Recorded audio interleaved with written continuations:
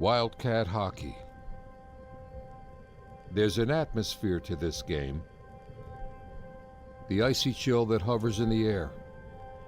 The rumble of dedicated fans against the glass. The sound of metal carving its path. Someone once said hockey was figure skating in a war zone. They weren't exactly wrong. There's an athletic tradition at the University of Arizona, one that isn't deterred by cacti or blistering heat. A tradition of hard work, perseverance, and preparation. A tradition of camaraderie and of school spirit. It grants us hope when times are hard and makes us strong so we can rise to our feet again. This tradition, it lives inside these players, and it lives inside their fans. So join us. We're ready to bear down. And something tells us you are too.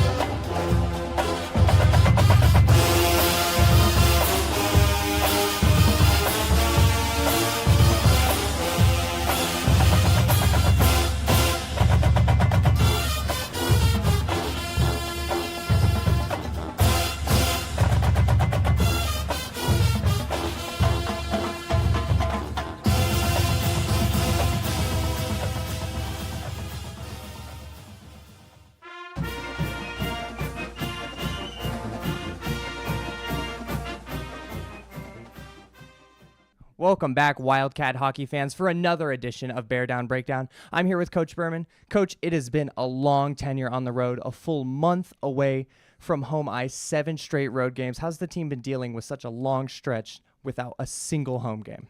Obviously, we love playing at home and miss it, but I think it was good for us. A lot of travel. We learned a lot of lessons. Especially last weekend, we had number 1 in the country on the ropes with 7 minutes left and unfortunately came up short. That might have been our best game of the year and is a kind of our first full investment to a 60 minutes, which is what we've been looking for. And then Sunday, not so much, and you pay for it. But that's why we want to play those top teams, because you want to learn, okay, where do we stand? What are we capable of? Well, we're capable of giving number 1 a run, and what are we capable if we don't do these things? And certainly Sunday or Saturday exposed that. So it's good to get home. We're excited to be home for these next 3, and especially this weekend with alumni and Pink the Rink going on. But I do think getting on the road was productive for us. Speaking of keeping up with those top teams, what do you think are the keys to really keeping them on the ropes, like you said? I mean, you play Liberty, Maryville, Minot. Those are 3 really tough teams. How do you keep them on their toes and keep fighting back? Well, we had success against Minot and Maryville because we played simple. And on Saturday, I don't know if it was fatigue or what it was. The other team had the same issues, but we got away from simple. We tried to play cute, which is when we get in trouble. We need to earn the ability to use our skill when we get our opportunities, after we've climbed the ladder, done the little things below the puck. And so we stopped doing those things, and we paid for it. And in some ways, that's a good thing, and it's a reminder of, look, you can't get away with it against the top teams. And that's the teams we want to play, and those are the teams we want to beat come March to fulfill our goals. So, unfortunately, it doesn't feel good, but that's what it takes to become a good team, and you have to go through these things to learn them. We've got a young team. I'm really excited about this team. Everybody over breaks like, how's the team doing? How's the team doing? And I'm like, great. How's your record? And it doesn't sound great, but it's like, trust me, I know what we have and where we're going, and we're really excited about the direction. The culture has improved, the makeup of our team, and so I think it's a matter of time before we start getting rewarded here.